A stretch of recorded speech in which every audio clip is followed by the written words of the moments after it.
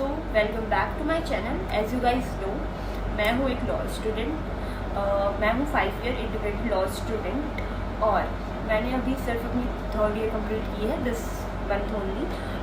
But as you guys know, supreme court का आया है बहुत ही अच्छा और बहुत ही बड़ा जजमेंट, जो सुप्रीम कोर्ट ने बहुत ही अचानक सबको झटका दिया है। जो किया है सुप्रीम कोर्ट ने 3 इयर्स प्रैक्टिस कर दिया है मैंडेटरी, ठीक है।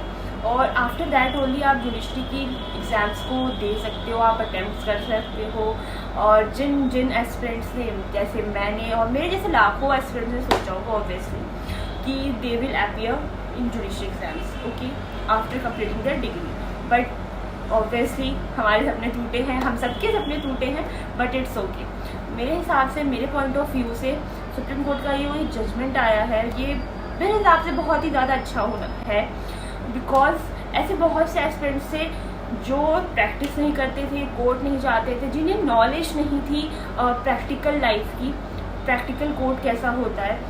वो जुडिशरी एग्जाम्स देते थे, उनकी क्लियर हो जाती थी एंड ऑब्वियसली उनके पास इतनी एक्सपीरियंस नहीं होती थी। और ऐसा कहते हैं कि जो लॉ में जो एक्सपीरियंस होता है वो बहुत ज़्यादा मैटर करता है।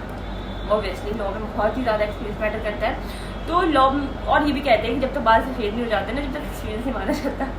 तो बट ठीक है, अच्छा किया सुप्रीम कोर्ट ने ये जजमेंट देके। बट ऐसे बहुत से एस्पिरेंट्स जो थे वो इनरोलमेंट भी इवन नहीं कराते थे और जुडिशरी प्रिपरेशन स्टार्ट कर देते थे।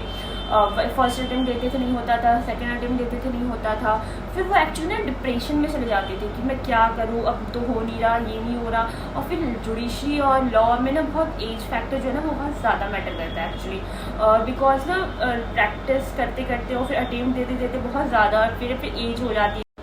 और हाँ, ऐसा भी नहीं है कि आप मतलब बहुत ही ज़्यादा डिमोटिवेट हो जाओ सुप्रीम कोर्ट के जजमेंट से, नहीं, इट्स फाइन।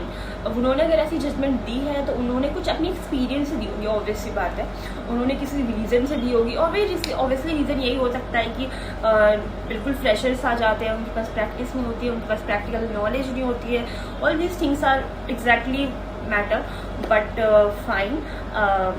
बहुत से लोग का, बहुत से मेरे फ्रेंड्स कैसे कहता है कि यार ऐसी जजमेंट आ गई, यार ऐसी जजमेंट आ गई, हम क्या करेंगे, 3 ईयर प्रैक्टिस मैंडेटरी हो गई, ये वो। हमने तो ऐसा सोचा था। गाइस फाइन, चिल करो यार, कुछ नहीं होता, सब हो जाएगा, ठीक है। तो और ऐसा भी नहीं है, अगर आप आप 5 ईयर, अगर 5 ईयर का कोर्स करा है आपने और 3rd ईयर का कोर्स करा है, तो आप ऐसा करो, लॉ कॉलेज जाओ, 1 ईयर कॉलेज जाओ, 2 ईयर कॉलेज, उसके बाद से ना धीरे धीरे कोर्ट भी जाना स्टार्ट कर दो। अगर आप कोर्ट जाना स्टार्ट कर दोगे ना तो आपको धीरे धीरे नॉलेज होती रहेगी। तो आपका ये होगा कि अगर आप लॉ कंप्लीट कर ली अपनी, फिर आपके पास क्या होगा कि आपके पास टाइम होगा, क्योंकि आपने प्रैक्टिकल नॉलेज तो कॉलेज टाइम में ले ली जाके कोर्ट में, तो फिर आपके पास टाइम होगा, तो आप उस टाइम पीरियड पे जुडिशरी की प्रिपरेशन कर सकते हो। This is the best, I think so.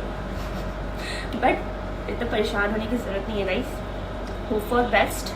और judiciary is the best option, but I think इतना डिमोटिवेट होने की ज़रूरत नहीं है। जो एस्पिरेंट्स होंगे वो 3 ईयर प्रैक्टिस कर रहे होंगे, बट सुप्रीम कोर्ट ने कहा है कि इनरोलमेंट के बाद वो 3 ईयर प्रैक्टिस मैंडेटरी होगी। ऐसा नहीं कि आपने इनरोलमेंट ही कराया, उससे पहले से आप प्रैक्टिस स्टार्ट कर दिया तो वो काउंट नहीं होगा उसमें, ठीक है। तो अब तो क्या होगा, आपके पास एक बैकअप ऑप्शन रहेगा if any case, for example मेरा जुडिशरी नहीं होता फॉर एग्जाम्पल, या ऑब्वियसली तो मेरे पास एक वो बैकअप रहेगा कि मैं 3 ईयर तो मैंने प्रैक्टिस करी है, मेरा लिटिगेशन तो ऑब्वियसली रहेगा मेरे हाथ में कि या फिर मैं अगर फॉर एग्जाम्पल मेरा नहीं हुआ जुडिशरी, तो फिर मैं क्या करूँगी, अपनी केसेस देखना शुरू कर दूँगी, अपनी केसेस उठा लूँगी, फिर लिटिगेशन तो मेरे बैकअप प्लान में हो जाएगा।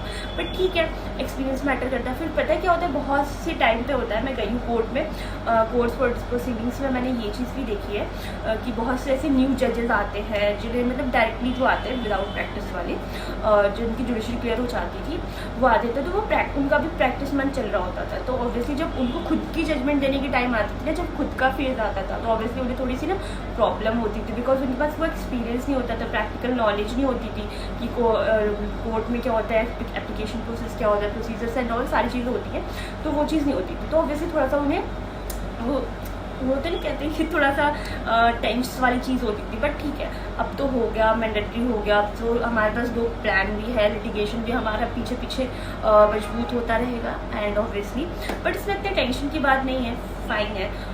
You have lots of options also, but हार नहीं मानने का ऑब्वियसली, क्योंकि ये आया 3 ईयर प्रैक्टिस है, कोई बात नहीं, अच्छा तो है, हमारा लिटिगेशन भी इधर उधर होता नहीं रहेगा, तो इतनी जल्दी परेशान नहीं होने का। And as you guys know, अगर आपको ऐसी मोर अपडेट्स चाहिए, अच्छी अच्छी वीडियोस चाहिए related to law and all everything, share my channel, subscribe my channel and support me guys. Bye, मिलते हैं नेक्स्ट वीडियो में।